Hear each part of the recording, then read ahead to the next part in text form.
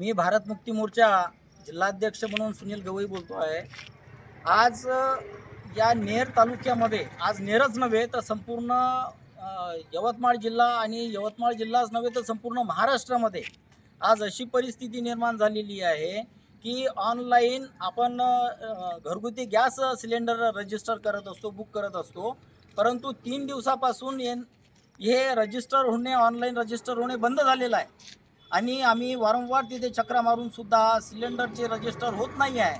याचा अर्थ आम्हाला सिलेंडर भेटणार की नाही भेटणार याची चौकशी करण्याकरता आज आम्ही नेरच्या इंडियन गॅस एजन्सीमध्ये गेलो असता ते बोलतात की जोपर्यंत तुमचं ऑनलाईन रजिस्टर होत नाही तोपर्यंत तुम्हाला सिलेंडर भेटणार नाही। मग जर सिलेंडर भेटणार नाही तर काय आम्ही उपाशी राहायचं का काय? या नेर तालुक्याच्या लोकांनी महाराष्ट्राच्या लोकांनी काय उपाशी राहायचं का? ज्या दिवशी जर सिलेंडर खतम झालं असेल आणि बाकीचे लोक जर ते भाड्याच्या घरात राहत असेल तर ते चुलीवर पेटवतील का? ते चुलीवर पेटू देतील का? हा गंभीर समस्या या देशामध्ये निर्माण झाली आहे। आणि हे जे नालायक सरकार आहे हे सगळे आमच्या भावनेशी, आमच्या गरिबीशी आणि हे सगळं खेळ चालू आहे। हे खेळ यांनी थांबवला पाहिजे। आणि या देशामध्ये उगाच अशी परिस्थिती निर्माण केल्या चालली की फार मोठं युद्ध चालू आहे आपल्या यवतमाळमध्येच नव्हे, पूर्ण महाराष्ट्रामध्ये नव्हे, भारतामध्ये। आणि ही जी परिस्थिती आहे थांबवण्याचं काम सरकारने केलं पाहिजे। आज महाराष्ट्राचा मुख्यमंत्री म्हणतो की आज महाराष्ट्रामध्ये मोठ्या प्रमाणात सिलेंडर साठा उपलब्ध आहे आणि कुठल्याच प्रकारचा या जनतेला त्रास होणार नाही।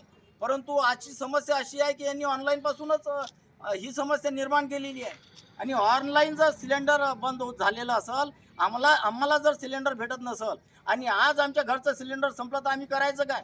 एक लक्षात घ्या, या महाराष्ट्राच्या मुख्यमंत्र्यांना मी या माध्यमातून एक आवाहन करू इच्छितो की जर ही परिस्थिती या महाराष्ट्रामध्ये निर्माण झाली तर आम्ही चूप राहणार नाही, आम्ही रस्त्यावर उतरल्याशिवाय राहणार नाही।